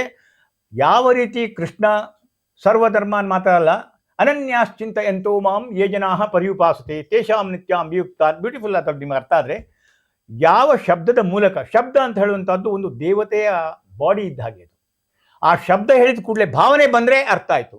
ಚೈತನ್ಯ ರಹಿತ ಮಂತ್ರ ಪ್ರೋಕ್ತ ವರ್ಣ ಒಳ್ಳೆ ಒಳ್ಳೆ ತಂತ್ರದಲ್ಲೇ ಇದೆ. ಸೊ ನಿಮಗೆ ಹೋಗಬೇಕಾದ್ರೆ ಒಂದು ಶಬ್ದ ಬೇಕು. ಶಬ್ದವನ್ನು ಹಿಡ್ಕೊಂಡೇ ಮೇಲೆ ಹತ್ತೀರಿ ನೀವು. ಭೂಮಿ ಅಂತ ಹೇಳುವಾಗ ನನ್ನ ಮನಸ್ಸಿನಲ್ಲಿ ಭೂಮಿಯ ಭಾವನೆ ಬರುತ್ತೆ, ದೊಡ್ಡ ವಿಶಾಲ. ಅದು ಅದೇ ಜಲ, ಭೂಲೋಕ ಯಾವುದು? ಭೂಮಿ, ಜಲ, ಅಗ್ನಿ. ಅಗ್ನಿ ಅಂದರೆ 186,000 ಮೈಲ್ಸ್ ಪರ್ ಸೆಕೆಂಡ್. ವಾಯು, ಆಕಾಶ. ಏನಿಲ್ಲ, ಆಕಾಶ ಅಂತ ಹೇಳಿದ್ರೆ ಕಲ್ಪನೆಯಲ್ಲಿ ಬರುತ್ತೆ. ಇದನ್ನು ಕ್ರಾಸ್ ಮಾಡಿ ಬರ್ತೀರಿ ಚಿತ್ತ, ಮಾನಸಿಕ ಪ್ರಪಂಚಕ್ಕೆ ಬರ್ತೀರಿ. ಚಿತ್ತ ಅಂತ ಹೇಳಿದ ಕೂಡಲೇ ದೇವರಿಗೆ ಗೊತ್ತಂತ ಹೇಳಿ, ದೇವರಿಗೆ ಅಂಡವನೇ ಬಲ್ಲ ಅಂತ ತಮಿಳಿನಲ್ಲೆಲ್ಲ ಹೇಳ್ತಾರಲ್ಲ, ಚಿತ್ತ. ಆಮೇಲೆ ಅಹಂ, ನಾನು ಅಂತ ಹೇಳುವಂಥದ್ದು ಆಗಲೇ ಇಲ್ಲಿ ಬರ್ತೀವಿ. ಆಮೇಲೆ ಬುದ್ಧಿ, ಡಿಸ್ಕ್ರಿಮಿನೇಟಿವ್ ಪವರ್. ವಿವೇಕ ಅಂತ ಹೇಳಿದ್ರೇನು? ಯಾವುದು ಇದು ಜಡ, ಇದು ಯಾವುದು ಸರಿ, ಇದು ಸರಿ, ಇದು ತಪ್ಪು. ಇದನ್ನು ಕ್ರಾಸ್ ಮಾಡಿ ಮತ್ತೆ ಹೋಗ್ತಿರಲ್ವ, ಅದೇ ಯಾವುದು ಇನ್ಫೈನೈಟ್ ಫೀಲ್ಡ್. ಅಲ್ಲಿ ಇದಿಲ್ಲ, ಬ್ರೇಕ್ ಆಗುತ್ತದು. ಬ್ರಹ್ಮಾಂಡ ಅಂತ ಬರಲಿಕ್ಕೇನೋ ಆ ನಿರ್ಗುಣ ಬ್ರಹ್ಮ, ಬ್ರಹ್ಮಾಂಡದಲ್ಲಿ ಕೆಲಸ ನಡೀತಾ ಇದೆ ಕಂಟಿನ್ಯೂಸ್. ಆ ನಿರ್ಗುಣ ಬ್ರಹ್ಮ ಮತ್ತು ಸಗುಣ ಬ್ರಹ್ಮವನ್ನು ಸೇರಿಸುವಂಥದ್ದು ಪಾಯಿಂಟ್ ಇದೆ ಅಲ್ವಾ ಅಲ್ಲಿ, ಅದೇ ತಾರಕ ಬ್ರಹ್ಮ. ಅದು 5 ಫಂಡಮೆಂಟಲ್ ತಗೊಂಡ್ರೆ ಅದೇ ಹೇಳ್ತಾರೆ ಆನಂದ ಮಾರ್ಗ. ಇದು ಫಿಲಾಸಫಿ ಮಾರ್ಗ, ಇದೊಂದು ಭಾವನಾ ಪ್ರಪಂಚದ ಒಂದು ಕಲ್ಪನೆ ಅಂತ ಹೇಳ್ತೀವಿ, ಗೊತ್ತಲ್ಲ. ಈಗ ನಾನು ಬ್ರಹ್ಮ ಭಾವನೆಯಲ್ಲಿ ಇರ್ತೀನಿ ಸದಾಕಾಲ, ಏನು ಕೆಲಸ ಮಾಡಲ್ಲ, ಬ್ರಹ್ಮ ಭಾವನೆಯಲ್ಲಿ ಇರ್ತೀನಿ. ಏನು ನಿಮ್ಗೆ ಆ ಬ್ರಹ್ಮ ಅಂದ್ರೆ ಏನಂತ ಗೊತ್ತಿರ್ಬೇಕು ಸ್ವಲ್ಪ. ಇನ್ಫಿನಿಟಿಗೆ ಹೋಗ್ತಾ ಇಲ್ಲ, ಈಗ ಏನು ಕೆಲಸ ಮಾಡಲ್ಲ ನಾವು, ಬ್ರಹ್ಮ ಭಾವನೆಯಲ್ಲಿ ಇರ್ತೀವಿ ಅಷ್ಟೇ. ಬ್ರಹ್ಮ ಭಾವನೆ ಸದಾಕಾಲ ಇರ್ತೀವಿ, ಸಾಕಾದು. ಅದಕ್ಕೋಸ್ಕರನೇ ಆನಂದ ಮಾರ್ಗದಲ್ಲಿ ಸಾಧನಾ ಪದ್ಧತಿ ಅಂತ ಕೊಟ್ಟಿದ್ದಾರೆ. ಸಾಧನಾ ಪದ್ಧತಿಯಲ್ಲಿ ಭೂತಶುದ್ಧಿ, ಆಸನ ಶುದ್ಧಿ, ಚಿತ್ತಶುದ್ಧಿ, ಆಮೇಲೆ ಬ್ರಹ್ಮ ಭಾವನೆಗೆ ನಿಮಗೆ ಒಂದು ಇಷ್ಟ ಮಂತ್ರ ಅಂತ ಕೊಟ್ಟಿದ್ದಾರೆ. ಅದು ನೀವು ಒಂದಕ್ಕಿಂತ ಒಂದದು ಸೂಕ್ಷ್ಮ, ಒಂದಕ್ಕಿಂತ ಸೂಕ್ಷ್ಮ, ಒಂದಕ್ಕಿಂತ ವಿಶಾಲ. ಈಗ ಭೂತಶುದ್ಧಿಯಲ್ಲಿ ಯಾವ ರೀತಿ ನಿಮ್ಮ ಕಣ್ಣು ಕ್ಲೋಸ್ ಮಾಡಿದಾಗ ಈ ಜಗತ್ತು ಕಾಣೋದಿಲ್ಲ, ಕಲ್ಪನೆಗೆ ಬರ್ತೀರಿ. ಯಾವುದರಲ್ಲಿ ನಿಮ್ಮ ಮನಸ್ಸನ್ನು ಕೇಂದ್ರೀಕೃತ ಮಾಡಿ ಒಂದು ಪಾಯಿಂಟಿಗೆ ತರ್ತೀರಿ, ಅದೇ ಇಲ್ಲಿಯ ನಮ್ಮ ಆಜ್ಞಾಚಕ್ರ. ಅಲ್ಲಿಗೆ ಬಂದಾಗ ಅದಕ್ಕೆ ಪ್ರಯತ್ನ ಮಾಡಬೇಕಾಗತ್ತೆ. ಯಾವ ರೀತಿ, ಅದೇ ಪ್ರೊಸೆಸ್ ಅಂತ ಹೇಳೋದು. ಆನಂದ ಮಾರ್ಗದ ಸಾಧನಾ ಪದ್ಧತಿ ಒಂದು ಪ್ರೊಸೆಸ್. ಅದು ಯಾವ ರೀತಿ ಕೂತ್ಕೊಂಡು ಕೂಡಲೇ ತಲೆ ಕೆಳಗೆ ಮಾಡ್ಕೊಂಡು ಮಾಡ್ಲಿಕ್ಕೆ ಆಗೋದು, ಆರಾಮಾಗಿ ಕೂತ್ಕೊಳ್ಳಿ. ಇದು ಪ್ರೊಸೆಸ್ ಕೊಟ್ಟಿದ್ದಾರಲ್ವ, ಅದೇ ಈಶ್ವರ ಪ್ರಣಿಧಾನದಲ್ಲಿ ನಿಮಗೆ ಒಂದು ಇಷ್ಟ ಮಂತ್ರ ಅಂತ ಕೊಟ್ಟಿರ್ತಾರೆ. ಆ ಇಷ್ಟ ಮಂತ್ರದಲ್ಲಿ ಬೇಕಾಗುವಂಥ ಶಕ್ತಿ ಗುರುವಿನ ಶಕ್ತಿ ಇರುತ್ತೆ. ಯಾವ ರೀತಿ ಒಂದು ATMಗೆ ಹೋಗುವಾಗ ಒಂದು ನಂಬರ್ ಪಾಸ್ವರ್ಡ್ ಕೊಟ್ಟಿರ್ತಾರೆ, ಪ್ಲಗ್ ಆನ್, ಆ ಕೇಂದ್ರಕ್ಕೆ ಬನ್ನಿ, ಆಮೇಲೆ ನಿಮ್ಮ ಪಾಸ್ವರ್ಡು ಇಷ್ಟ ಮಂತ್ರ. ಇದು ಬೇರೆ ಇದರಲ್ಲಿ ಇದ್ದರೂ ಇಷ್ಟು ಸಿಸ್ಟಮ್ಯಾಟಿಕ್ ಆಗಿಲ್ಲ. ಯಾವುದು ಭೂತಶುದ್ಧಿ, ಆಸನ ಶುದ್ಧಿ, ಚಿತ್ತಶುದ್ಧಿ, ಮಂತ್ರ ಚೈತನ್ಯ. ಆ ನಂಬರ್ ಯಾವುದು ಕೊಟ್ಟಿದ್ದಾರೋ, ಯಾವುದೇ ಇರ್ಬೋದು, ಅದು ಇಷ್ಟ ಮಂತ್ರದಂದ್ರೆ ನಿಮಗೆ ಯೋಗ್ಯವಾದ ಕೊಟ್ಟದ್ದು. ಅದರಲ್ಲಿ ಒಂದು ಪವರ್ ಇದೆ. ಯಾವ ರೀತಿ ನೀವು ಈ ನಂಬರ್ ಒತ್ತಿದ್ರೆ ಮಾತ್ರ ಅಮೆರಿಕ ಕಾಂಟ್ಯಾಕ್ಟ್ ಆಗುತ್ತೋ, ಆ ನಂಬರ್ ಮೂಲಕ, ಆ ನಂಬರ್ ಏನು ಹೇಳುತ್ತೆ, ನೀನು ಅವನೇ, ನೀನು ಸುಮ್ಮನೆ ಈ ದೇಹ ಅಲ್ಲ. ಆ ನಂಬರ್ನಲ್ಲಿ ಉಂಟಲ್ಲ, ಅದು ಬಹಳ ಇಷ್ಟ ಮಂತ್ರದ ಪವರ್. ಆಮೇಲೆ ಒಂದು ಗುರುಮಂತ್ರ ಅಂತ ಕೊಟ್ಟಿದ್ದಾರೆ. ಗುರುಮಂತ್ರ ಅಂದರೆ ಏನಪ್ಪ, ಯಾವುದೇ ಒಂದು ಸದ್ಭಾವನೆ ಹೇಳಿದ್ರಲ್ಲ, ಅದು ಇಂಪಾರ್ಟೆಂಟ್. ಬ್ರಹ್ಮ ಸದ್ಭಾವನೆ ಯಾಕೆ? ಈ ಜಗತ್ತು ಬ್ರಹ್ಮನ ಶರೀರ. ಯಾವ ಬ್ರಹ್ಮ? ಸಗುಣ ಬ್ರಹ್ಮ. ಅಲ್ಲೇ ಒಂದು ಸ್ಟೇಜ್ ಅದು. ಸಗುಣ ಬ್ರಹ್ಮ ಅಂದರೆ ಮ್ಯಾನಿಫೆಕ್ಟ್, ಮಗು ಹೊರಗೆ ಬಂದ ಇದ್ದ ಹಾಗೆ. ಈ ನಿರ್ಗುಣ ಬ್ರಹ್ಮ ಯಾವುದಿತ್ತು ಅದು ಅಲ್ಲ, ಅದು ನಿಮಗೆ ಒಂದು ಶೇಪ್ ಕೊಟ್ಟದ್ರಿಂದ ಏನಾಗುತ್ತೆ, ಸಗುಣ ಬ್ರಹ್ಮನ್ ಮತ್ತು ತಾರಕ ಬ್ರಹ್ಮ ಯಾರು ಅಂದರೆ, ತಾರಕ ಬ್ರಹ್ಮ ಅಂತ ಹೇಳಿದರೆ ಒಂದು 5 ಫಂಡಮೆಂಟಲ್ ಫ್ಯಾಕ್ಟರ್ಸ್ ತಗೊಂಡು ಈ ಭೂಮಿಗೆ ನಮ್ಮ ಮಕ್ಕಳಿಗೆಲ್ಲ ಹೆಲ್ಪ್ ಮಾಡ್ಲಿಕ್ಕೆ ಬರುವುದು. ಒಂದು ಹೊಸ ವಿದ್ಯೆ, ಹೊಸ ಜಗತ್ತು ಎವಲ್ಯೂಷನಲ್ಲಿ ಕೊಡಲಿಕ್ಕೆ. ಸೊ ನೀವು ಆ ಶಬ್ದದ ಮೂಲಕ ಗುರುಮಂತ್ರ ಯಾಕೆ ತಗೊಳ್ಬೇಕಂತ ಹೇಳ್ತೀರಿ? ಯಾವುದು ಕೆಲಸ ಮಾಡುವಾಗ ನೀವು ಸಾಮಾನ್ಯ ವ್ಯಕ್ತಿ ಅಲ್ಲ, ಅದರದ್ದೇ ಒಂದು ಅಂಶ. ನಾನು ರೆಸ್ಪೆಕ್ಟ್ ಕೊಡಬೇಕು. ಈ ಜಗತ್ತಿನಲ್ಲಿ ಎಲ್ಲರೂ ಒಂದರಿಂದೇ ಬಂದಿದ್ದೇವೆ. ಈಗ ನೀವು ಬ್ರಹ್ಮ ಭಾವನೆ ಬಗ್ಗೆನೇ ಹೇಳ್ತಿದ್ದೀರಾ. ನನ್ನ ಪ್ರಶ್ನೆ ಪುನಃ ಅದೇ ಹೇಳ್ತೀನಿ. ಬ್ರಹ್ಮ ಭಾವನೆಯಲ್ಲಿ ನಾನು ಸದಾಕಾಲ ಕೂತಿರ್ತೀನಿ. ನಾನೇನು ಬೇರೆ ಕೆಲಸ ಕಾರ್ಯಗಳೇನು ಮಾಡಲ್ಲ, ನನ್ನ ಪ್ರಾಪಂಚಿಕ ಕೆಲಸಗಳು ಮಾಡಲ್ಲ, ಬ್ರಹ್ಮ ಭಾವನೆಯಲ್ಲಿ ಮಾತ್ರ ಇರ್ತೀನಿ. ಆದರೆ ನಿಮ್ಮ ಉತ್ತರ ಏನು? ನೀವು ಬದುಕಬೇಕಾದ್ರೆ ಕೆಲಸ ಮಾಡಬೇಕು ಹೇಳ್ತೇನೆ. ಕೆಲಸ ಮಾಡಬೇಕು, ಕೆಲಸ ಮಾಡ್ಲಿಕ್ಕೆ ಗೊತ್ತಿರಬೇಕು, ಅಂದರೆ ಜ್ಞಾನ ಬೇಕು, ಕರ್ಮ ಬೇಕು. ಅದಕ್ಕೆ ಹೇಳಿದ್ದಾರೆ, ನೀವು ಇಡೀ ದಿನ ಬ್ರಹ್ಮ ಭಾವನೆ ಮಾಡಿ ಸುಮ್ಮನೆ ಕೂತ್ರೆ ನಾಳೆ ಹೋಗ್ತೀರಿ ಮೇಲೆ, ಅಂದರೆ ಬಾಡಿ ಬ್ರಹ್ಮ ಭಾವನೆ ಮಾಡೋದು ಬೇಡ. ಆದ್ರಿಂದ ಅದು ಅಲ್ಲ, ಬ್ರಹ್ಮ ಭಾವನೆ ಅಂತ ಒಂದು ತಕೊಂಡು ಆಮೇಲೆ ಏನು ಮಾಡಬೇಕು, ಅವ್ರಿಗೆ ನಾನು ಹೆಲ್ಪ್ ಮಾಡಬೇಕು, ಅವರಿಗೆ ಬಹಳ ಹಸಿವಾಗಿದೆ ತಿಂಡಿ ಕೊಡಬೇಕು. ಆದ್ದರಿಂದ ಇದು ಗೀತೆಯಲ್ಲಿ ಬಹಳ ಕ್ರಿಯೆ ಇದೆ. ಕ್ಲೇಶೋಧಿಕ, ಅದು ನಾನು ಇದು ಹೇಳಿದರೆ ಲೇಟ್ ಆಗುತ್ತೆ ಅಂತ ಹೇಳಿ, ಪ್ರತಿಯೊಂದು ಶ್ಲೋಕದಲ್ಲಿ ನೀವು ಶಬ್ದದ ಮೂಲಕ ತಗೊಳ್ಳುವಾಗ ನಾನು ಇದು ಬ್ರಹ್ಮ ಭಾವನೆ ಅಂತ ಹೇಳಿ ನನಗೆ ಮಿಸ್ಯೂಸ್ ಮಾಡಲಿಕ್ಕೆ ನನಗೆ ಪವರ್ ಇಲ್ಲ, ನನಗೆ ಕಂಟ್ರೋಲ್ ಇರಬೇಕು, ಇನ್ನೊಬ್ಬನಿಗೆ ಹೆಲ್ಪ್ ಮಾಡಬೇಕು. ಪರೋಪಕಾರಾಯ ಪುಣ್ಯಾಯ ಪಾಪಾಯ ಪರಪೀಡನಂ ಅಂತ ಹೇಳಿದಾಗೆ ಬ್ರಹ್ಮ ಭಾವನೆ ನೀವು ಇಡೀ ದಿನ ಮಾಡಬಾರ್ದು. ಅದು ಬ್ರಹ್ಮ ಭಾವನೆ ತಗೊಂಡು ಕೆಲಸದಲ್ಲಿ ಅವನ ಕೆಲಸ ಅಂತ ಮಾಡಬೇಕು, ಸರ್ಕಾರದ ಕೆಲಸ ದೇವರ ಕೆಲಸ ಅಂತ ಹೇಳ್ತಿದ್ದಾಗೆ. ಬ್ರಹ್ಮ ಭಾವನೆ ಇಡೀ ದಿನ ಮಾಡಿ ಕೂತ್ಕೊಂಡ್ರೆ ನಿಮಗೆ ಶರೀರಕ್ಕೆ ಬೇಕಾಗುವಂಥ ಡ್ಯೂಟಿ ಮಾಡಲೇಬೇಕು. ಅದು ಭಾಳ ಗೀತೆಯಲ್ಲಿ ಭಾಳ ಕ್ಲಿಯರ್ ಆಗಿದೆ. ಸೊ ಬ್ರಹ್ಮ ಭಾವನೆ ಯಾವಾಗಲೂ ಇಲ್ಲ. ಇಷ್ಟ ಮಂತ್ರ ತಗೊಂಡು ಫ್ರೀ ಇದ್ದಾಗ ತಗೊಳ್ಬೋದು. ಇಷ್ಟ ಮಂತ್ರ ಏನು ಹೇಳ್ತೆ, ನೀನು ಅವನೇ. ಬ್ರಹ್ಮ ಭಾವನೆ ಹೇಳ್ತೆ, ಈ ಇಡೀ ಜಗತ್ತು ಅವನ ಶರೀರ, ನಿನ್ನ ಡ್ಯೂಟಿ ಮಿಸ್ಮ್ಯಾನೇಜ್ಮೆಂಟ್ ಮಾಡಲಿಕ್ಕಿಲ್ಲ. ನೀವು ಧರ್ಮದ ಪಾತ್ಯಲ್ಲಿದ್ರೆ ಎವಲ್ಯೂಷನರಿ ಹೆಲ್ಪ್ ಆಗಬೇಕು, ನೀವು ಭಗವಂತನಿಗೆ ಹೆಲ್ಪ್ ಮಾಡಬೇಕು. ಅದಕ್ಕೆ ಏನಂತ ಹೇಳಿದ್ರೆ, ಸಾಮಾನ್ಯವಾಗಿ ಮನುಷ್ಯ ಇನ್ಸ್ಟಿಂಕ್ಟ್ ಅಂದರೆ ಸಾಮಾನ್ಯ ಪ್ರವೃತ್ತಿ ಆಹಾರ ನಿದ್ರಾ ಭಯ ಮೈಥುನಂಚ ಎಳಿತಾ ಇರುತ್ತೆ. ನನ್ನ ಮನಸ್ಸು ಯಾವಾಗಲೂ ಹೊರಗೆ ಎಳಿತದೆ. ಇದು ಗುರುತ್ವಾಕರ್ಷಣ ಶಕ್ತಿ ಇದ್ದ ಹಾಗೆ. ನನ್ನ ಮನಸ್ಸು ನಾನು ವಿವೇಕಕ್ಕೆ ತಂದು ಯಾವುದು ಸರಿ ಯಾವುದು ತಪ್ಪು, ಇದು ಚಿಕ್ಕ ಮಗು, ನಾನು ಹೆಲ್ಪ್ ಮಾಡಬೇಕು ಹೇಳಿದ್ದು, ನಾನು ಮಿಸ್ಯೂಸ್ ಮಾಡಬಾರ್ದು. ಅದೇ ರೀತಿಯಲ್ಲಿ ಹೋದಾಗ ಏನಾಗುತ್ತೆ, ವಿವೇಕ ಅಂತ ಹೇಳೋದು ನೆಕ್ಸ್ಟ್ ಸ್ಟೆಪ್ನಲ್ಲಿ ಬರುತ್ತೆ. ನೀವು ಯಾವಾಗಲೂ ಕೆಲಸ ಮಾಡಬೇಕು. ಜ್ಞಾನ ಮಾರ್ಗನೂ ಇಂಪಾರ್ಟೆಂಟ್ ಈಕ್ವಲಿ, ಕರ್ಮ ಈಕ್ವಲಿ ಇಂಪಾರ್ಟೆಂಟು. ಕರ್ಮದ ವಿಷಯ ನಾನು ಹೇಳಿದಲ್ವಾ, ಯೋಗ ಕರ್ಮಸು ಕೌಶಲಂ. ದೇವರ ನೆನಪಿಟ್ಕೊಂಡು ಕೆಲಸ ಮಾಡಿ.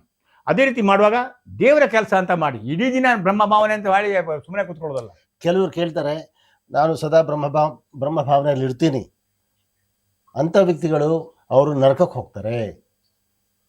ಅದೆಲ್ಲ ಅದು ಯಾಕಂದರೆ ಬ್ಯಾಲೆನ್ಸು ಈಸ್ ಲೈಫ್. ಅಲ್ಲಿಂದ ಯಾವುದೋ ಒಂದು ರಾಕೆಟ್ ಹೋಗುವಾಗ ಇಲ್ಲಿಂದ ಹೋಗುವಾಗಕ್ಕೆ ಭೂಮಿಯ ಆಕರ್ಷಣೆ ಇರುತ್ತೆ. ಅಲ್ಲಿ ಚಂದ್ರನ ಇದಕ್ಕೆ ಬಂದ ಕೂಡಲೇ ಚಂದ್ರನ ಆಕರ್ಷಣೆ ಇರುತ್ತೆ. ರಾಕೆಟ್ ಹೇಗಾಗುತ್ತೆ, ಇದನ್ನು ಬ್ಯಾಲೆನ್ಸ್ ಮಾಡ್ಕೊಂಡು ಹೋಗುತ್ತೆ. ಅದೇ ರೀತಿ ನಮ್ಮ ಇಂದ್ರಿಯ ಸುಖಗಳು ಏನೆಲ್ಲ ಇದೆಯೋ ಇಂಡಿಸ್ಕ್ರಿಮಿನೇಟ್ ಆಗಿ ಹೋದರೆ ನೀವು ಹೊಡ್ಡಕ್ಕೆ ಬೀಳ್ತೀರಿ. Control is essential. ಅದೇ ರೀತಿ ಅವನು ಕಂಟ್ರೋಲ್ ಇದ್ದಾಗ, ಇದು ಇಂಟೆಗ್ರೇಟೆಡ್ ಯೋಗ ಅಂತ, ಆನಂದ ಮಾರ್ಗದ ಇಂಟೆಗ್ರಲ್ ಯೋಗ ಅಂದರೆ ಶಾರೀರಿಕ, ಮಾನಸಿಕ, ಆಧ್ಯಾತ್ಮಿಕ, ಸಾಮಾಜಿಕ ಎಲ್ಲ ಸೇರಿಕೊಂಡಿದೆ. ಆದ್ದರಿಂದ ಕರ್ಮ ಬೇಕು, ಜ್ಞಾನ ಬೇಕು, ಬಹಳ ಕ್ಲಿಯರ್ ಆಗಿ ಹೇಳಿದ್ದಾರೆ. ಸಾಧನ ಅಂದರೆ ಯಾವುದು, ಭಕ್ತಿ ಬೇಕು. ಭಕ್ತಿ ಭಗವದ್ಭಾವನೆ. ಅದು ನಿಮಗೆ ಒಂದು ಸರ್ತಿ ನನ್ನ ಇದು ತಂದೆ ಅಂತ, ಫಾರ್ ಎಕ್ಸಾಂಪಲ್, ನೀವು ತಂದೆಯವರಿಗೆ ರೆಸ್ಪೆಕ್ಟ್ ಕೊಡ್ತೀರಿ. ಇಡೀ ದಿನ ತಂದೆ ತಂದೆ ಅಂತ ಹೇಳಿ ಕೂತ್ಕೊಳ್ಳೋದು. ರೆಸ್ಪೆಕ್ಟ್ ಅಂದ್ರೆ ಏನಪ್ಪ, ಅವ್ರಿಗೆ ಏನು ಬೇಕೋ, ಈ ಜಗತ್ತಿನಲ್ಲಿ ಒಂದು ನಿಯಮ ಇದೆ, ಅದಕ್ಕೆ ಪ್ರಕಾರ ವಿಕಾಸಕ್ಕೆ ಬೇಕಾಗುವಂತಹ ಒಂದು ರೀತಿಯಲ್ಲಿ ಹೋಗಬೇಕು. ಇಡೀ ದಿನ ಮಾಡಲಿಕ್ಕೆ ಆಗೋದಿಲ್ಲ. ಅದು ಹೇಳಿದಿನ ಈಶಾವಾಸ್ಯ ಉಪನಿಷತ್ನಲ್ಲಿ ಇರುವಂಥ ಮಾತೆ ಯಾವುದು, ಅದರಲ್ಲಿ ಶ್ಲೋಕಗಳೇ ಇದೆ, 18 ಇದರಲ್ಲಿ ಬರುತ್ತೆ. ಯಾವುದು ಅವಿದ್ಯೆ ಮತ್ತು ವಿದ್ಯೆ ಫೋರ್ಸ್ ಅಂತೇಳಿ. ವಿದ್ಯೆಯನ್ನು ರೆಸ್ಪೆಕ್ಟ್ ಮಾಡದೆ ಅವಿದ್ಯೆಯಲ್ಲೇ ಇದ್ದವನು ನರಕಕ್ಕೆ ಹೋದರೆ, ಅವಿದ್ಯೆ ಅಂದರೆ ಕ್ರೂಡರ್ ಫೋರ್ಸ್ ಅಷ್ಟೇ. ಅವಿದ್ಯೆ ಅಂದರೆ ನಮ್ಮ ಇಂದ್ರಿಯಗಳ ಸುಖಕ್ಕಾಗಿಯೇ ಹೊರಗೆ ಹೋಗುವಂಥದ್ದು. ಖಾನ ಪೀನ ಆಹಾರ ನಿದ್ರಾ ಭಯಮಯ ಮೈಥುನಂಚ ಸಾಮಾನ್ಯ ಮೇಂಜತ್ ಪಶುಭಿ ನರಾಡಂ. ಅದೇನು ತಪ್ಪಲ್ಲ, ಅದರಲ್ಲಿ ಬ್ಯಾಲೆನ್ಸ್ ಬೇಕಷ್ಟೇ. ಅದೇ ರೀತಿಯಲ್ಲಿ ನೀವು ಮನುಷ್ಯನ ಮೇಲಕ್ಕೆ ತಗೊಳ್ಳೋದು ಸ್ವಲ್ಪ ಪ್ರಯತ್ನ ಓದಬೇಕು, ಓದ್ಕೊಂಡು ಅರ್ಥ ಮಾಡ್ಕೋಬೇಕು, ಮೇಲಕ್ಕೆ ಹೋಗಬೇಕು. ಅದಕ್ಕಿಂತ ಮೇಲೆ ಉಂಟಲ್ವಾ, ಅಲ್ಲಿ ಎಳ್ತಾ ಬಂದಾಗ ಅಲ್ಲಿ ಅದು ಭಕ್ತಿ ಅಂದರೆ ಅದರಿಂದ ಭಕ್ತರೆಲ್ಲ ಕುಣಿಯುವುದೆಲ್ಲ ಮಾಡೋದೇನೋ ಅವರು. ಅದಕ್ಕೆ ಮೀರಾಬಾಯಿ ದೊಡ್ಡ ದೊಡ್ಡ ಭಕ್ತರು, ಈಗ ರಾಮಕೃಷ್ಣ ಪರಮಹಂಸರು ಅವರು ಡ್ರೆಸ್ಸಿಗೆಲ್ಲ ಮಾಡ್ತಿರಲಿಲ್ಲ, ನಾನು ಇದರಲ್ಲೇ ಇರೋದು. ಬಂದ ಕೂಡಲೇ ವಿವೇಕಾನಂದ ಸ್ವಲ್ಪ ಕ್ರಿಟಿಸೈಸ್ ಮಾಡ್ತಾ ಇದ್ರು, ಅವ್ರಿಗೆ ಕುಣಿಲಿಕ್ಕೆ ಶುರು ಮಾಡ್ತಾರೆ. ಅಂದರೆ ಅವರು ಯಾವ ಲೋಕದಲ್ಲಿದ್ದಾರೆ, ನಂದನ ವಿಜ್ಞಾನ, ಮೋಹನ ವಿಜ್ಞಾನ ಅಂದರೆ ಅಲ್ಲಿಂದ ಅಟ್ರಾಕ್ಟ್ ಸಿಗುತ್ತೆ. ಯಾವ ರೀತಿ ಒಂದು ವಸ್ತು ಇಲ್ಲಿಗೆ ವಿಷಯ ಆಸಕ್ತಿಯಿಂದ ಬರುತ್ತೋ, ಅವನು ಇಂಡಿಸ್ಕ್ರಿಮಿನೇಟ್ ಆಗಿ ಎಲ್ಲ ತೊಂದರೆ ಮಾಡಿ, ಈಗ ನಾವು ಓದುವಂಥದ್ದು ಅಲ್ಲಿ ನಿಮಗೆ ಅದು ಬಂದ ಮೇಲೆ ನೀವು ಆ ಝೋನ್ ಕ್ರಾಸ್ ಮಾಡಿದ್ದೀರಿ. ಝೋನ್ ಕ್ರಾಸ್ ಮಾಡಿದಂತ ಅರ್ಥ ಆಯ್ತಲ್ಲ, ಅವನು ಯಾವಾಗಲೂ ಭಕ್ತಿಯಲ್ಲಿ ಇರ್ತಾನೆ. ಆ ಭಕ್ತಿಯಲ್ಲಿದ್ದರೆ ಅವನು ಕೆಲಸ ಮಾಡೋದಿಲ್ಲ ಅಂತಲ್ಲ, ಬ್ರಹ್ಮ ಭಾವನೆ ಅಂಥೇಳಿ ಒಳ್ಳೆ ಕೆಲಸ ಮಾಡ್ತಾನೆ ಅಷ್ಟೇ. ವಿವೇಕ ನಿಮ್ಮ ದೊಡ್ಡ ಅಸೆಟ್. ಡಿಸ್ಕ್ರಿಮಿನೇಟಿವ್ ಫ್ಯಾಕಲ್ಟಿ, ರ್ಯಾಷನಾಲಿಟಿ, ಇದು ಆನಂದ ಮಾರ್ಗದ ಸ್ಪೆಷಾಲಿಟಿ. ಪ್ರತಿಯೊಂದು ನೀವು ದೃಷ್ಟಿಯಲ್ಲಿ ನೋಡಿದರೂ ಆನಂದ ಮಾರ್ಗ ಅಂತ ಹೇಳುವಂಥ ಅದಕ್ಕೆ ಒಂದು ಮಾರ್ಗ ನಡಿಲಿಕ್ಕೆ ತತ್ವವಾದ ಅದರಲ್ಲಿದೆ. ಆನಂದ ಮಾರ್ಗ ಈಸ್ ನಾಟ್ ಎನ್ ಆರ್ಗನೈಸೇಷನ್. ಆನಂದ ಮಾರ್ಗ ಪ್ರಚಾರಕ ಸಂಘ ಇದೆ ಆರ್ಗನೈಸೇಷನ್. ಇದರ ದಾರ್ಶನಿಕ ಆನಂದ ಮೂರ್ತಿ ಉಯ್ದಿ ನಮ್ಮ ಕಾನ್ಸೆಪ್ಟ್ನಲ್ಲಿ is having lot of spiritual powers, ಒಂದು ದೊಡ್ಡ ತಂತ್ರಜ್ಞರಲ್ಲಿ ಇಂಟೆಲೆಕ್ಚುವಲ್ ಪವರ್ಸು, ಆರ್ಗನೈಸೇಷನ್ ಪವರ್ಸು. ಇಡೀ ಜಗತ್ತಿನಲ್ಲಿ ಒಂದು ಹೊಸ ಸಮಾಜ ಬರಬೇಕು, ಪ್ರತಿಯೊಬ್ಬರಿಗೂ ಮೂಲಭೂತ ಅವಶ್ಯಕತೆಗಳು ಕೊಡಬೇಕಂತ ಹೇಳಿ ಬೇರೆ ಬೇರೆ ಒಂದು ಸಿದ್ಧಾಂತದಲ್ಲಿ ಕೊಟ್ಟಿದ್ದಾರೆ. ಇದೊಂದು blueprint for a new society creating a strong man with morality, spiritual base and the collective interest of this planet. ಬ್ರಹ್ಮ ಸಾಧನೆ ಪಡೆಯೋದಕ್ಕೆ ಅರ್ಹತೆ ಏನು? ಬ್ರಹ್ಮ ಸಾಧನೆ ಪಡಲಿಕ್ಕೆ ಬರೀ ಅವನಿಗೆ ದೇಹ ಇದ್ರೆ ಸಾಕು, ಮನಸ್ಸಿರ್ಬೇಕಷ್ಟೇ.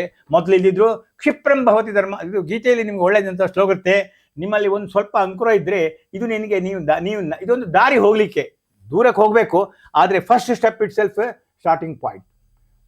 ಬರೀ ದೇಹ ಮನಸ್ಸು ಸಾಕು. ಅವನ ಇದೇನಂತ ಹೇಳಿದ್ರೆ ಕೇಂದ್ರಕ್ಕೆ, ಆತ್ಮ ಕಡೆಗೆ ಹೋಗೋದು. ಸೊ ಬೇರೆ ಏನೂ ಬೇಕು, ಜಾತಿ ಕುಲ ಗೋತ್ರ ಏನೂ ಬೇಕಾಗಿಲ್ಲ. ಆನಂದ ಮಾರ್ಗ ಈ ದೃಷ್ಟಿಯಲ್ಲಿ ಜಗತ್ತಿನಲ್ಲಿ ಎಲ್ಲವರಿಗೂ ಯಾವ ರೀತಿಯ ಒಂದು ಕಂಡೀಷನ್ ಇಲ್ಲಿ ಅಂದರೆ, ಹಣದ ಕಂಡೀಷನು, ಹಣದ ಪವರ್ ಇಲ್ಲದೆ ದೀಕ್ಷೆ ಕೊಡ್ತಾರೆ. ದೀಕ್ಷೆಯಲ್ಲಿ ಅವರು ಗುರುವಿನ ಪವರ್ ಎಕ್ಸರ್ಸೈಸ್ ಮಾಡ್ತಾರೆ. ಯಾವ ರೀತಿ ಒಂದು ಬ್ರ್ಯಾಂಚ್ ಮ್ಯಾನೇಜರು ಅವನಿಗೆ 1-2 ಲಕ್ಷ ಕೊಡಲಿಕ್ಕೆ ಪವರ್ ಇರುತ್ತೆ, ಆ ಪವರ್ ಯೂಸ್ ಮಾಡಿದ್ದು ಅವನ ಪವರ್ ಅಲ್ಲ. ಆದ್ದರಿಂದ ದೀಕ್ಷೆ ಕೊಡುವಾಗ ಅವರು ಆಚಾರ್ಯ ಅಷ್ಟೇ ವಿನಃ ಅವರು ಒಂದು ಗುರು ಅಲ್ಲ. ಗುರು ಇನ್ವಿಸಿಬಲ್ ಆಗಿ ಅಲ್ಲಿ ಇದ್ದಾನಷ್ಟೇ ವಿನಃ ಆ ದೀಕ್ಷೆಯಲ್ಲಿ ಪವರ್ನಲ್ಲಿ ಅವನು ಕೊಡುವಾಗಲೂ ನಾನು ಒಂದು ಏಜೆಂಟ್ ಮಾತ್ರ, ಈ ವಿದ್ಯೆ ಹೇಳಿಕೊಡ್ಲಿಕ್ಕೆ ಅಂತ ಹೇಳಿ. ಆದ್ದರಿಂದ ಯಾವ ರೀತಿಯ ಈ ಒಂದು intellectual blue print for a new society of the world, international court of justice, international militia ಎಲ್ಲ ಪ್ರತಿಯೊಂದು ಇರುತ್ತೆ. ಆದರೆ ನಾವೆಲ್ಲ ಒಂದು ಫ್ಯಾಮಿಲಿಯವರು ಅಂತ ಹೇಳೋ ಭಾವನೆ ಇರುತ್ತೆ. ಅದು ಪ್ರಗತಿಶೀಲ ಉಪಯೋಗ ತತ್ವದಲ್ಲಿ ಕೊಟ್ಟಿದ್ದಾರೆ. ಒಬ್ಬ ವ್ಯಕ್ತಿ ಆನಂದ ಮಾರ್ಗದ ಸಾಧನೆ ತಾವು ಹೇಳೋ ಪ್ರಕಾರ ಮಾಡಿದಾಗ ಅವನಲ್ಲಿ ಏನು ಬದಲಾವಣೆ ಬರುತ್ತೆ, ಸಮಾಜದಲ್ಲಿ ಏನು ಬದಲಾವಣೆ ಬರುತ್ತೆ? ಅವನಲ್ಲಿ ಮೊದಲು ಬರುವಂತಹ ಬದಲಾವಣೆ, ಅವನಲ್ಲಿ ಇರುವಂತಹ ಯಾವುದೋ ಒಂದು ಕಾಮನೆಗಳಿದ್ದಾವೋ, ಕಾಮನೆಗಳು ಯಾವ ಕಾಮನೆಗಳಿಂದ ಸಮಾಜಕ್ಕೂ ಆಘಾತ ಆಗುತ್ತೋ, ಅವನಿಗೂ ಆಘಾತ ಆಗುತ್ತೋ, ಆಮೇಲೆ ಜೈಲಿಗೆ ಹೋಗ್ತಾನೆ, ಅವನನ್ನು ಹ್ಯಾಂಗ್ ಮಾಡ್ಬೋದು, ಈ ಕಾಣುವಂಥದ್ದು, ಅಂಥ ಶಕ್ತಿ ಕಡಿಮೆ ಆಗ್ತಾ ಬರುತ್ತೆ. ಅವನಿಗೆ ಕಂಟ್ರೋಲ್ ಬರುತ್ತೆ. ಯಮ ಆ್ಯಂಡ್ ನಿಯಮ ಯೋಗದ ಮೊದಲೇ ಉಂಟಲ್ವ, ಆದ್ದರಿಂದ ಪರಿವರ್ತನೆ ಸ್ಲೋಲಿ ಸ್ಟಾರ್ಟ್ ಆಗುತ್ತೆ. ಇದು ಸ್ಕೂಲ್ ಸೇರಿದ್ದಾನಷ್ಟೇ, ಮೊದಲು ಅಟೆಂಡೆನ್ಸ್ ಕೊಡಬೇಕು, ಆಮೇಲೆ ಮೆಲ್ಲ ಕಲಿಬೇಕು. ಮೊದಲು 0 ಮಾರ್ಕು ಬರ್ಬೋದು, ಅವನವನ ಬೀಜದ ಮೇಲೆ ಹೋಗುತ್ತೆ. ಸ್ಲೋಲಿ 10, 20, 30 ಅವನ ಮೇಲಕ್ಕೆ ಹೋಗ್ತಾ ಇತ್ತು. ಅವನು ದಾರಿಯಲ್ಲಿ ನಡಿಲಿಕ್ಕೆ ಶುರು ಮಾಡಿದ್ದಾನೆ ಸರಿಯಾದ ಮಾರ್ಗದಲ್ಲಿ. ಸರಿಯಾದ ಮಾರ್ಗದಲ್ಲಿ ಒಂದು ಮಾಡಿದರೆ 1 step, 1000 miles journey will start with 1 step ಅಂತ ಹೇಳಿದಾಗೆ ಆನಂದ ಮಾರ್ಗ ನಿಮ್ಮನ್ನು ಹೊಸ ಒಂದು ಪಥದಲ್ಲಿ ಬ್ರಹ್ಮನ ಕಡೆಗೆ ಎಳೆಯುವಂಥದ್ದು, ಬರೀ ಸುಖ ದುಃಖದ ಕಡೆಗೆ ಎಳೆಯುವಂಥದ್ದಲ್ಲ. ಅದೇ ಬಹಳ ಇಂಪಾರ್ಟೆಂಟ್.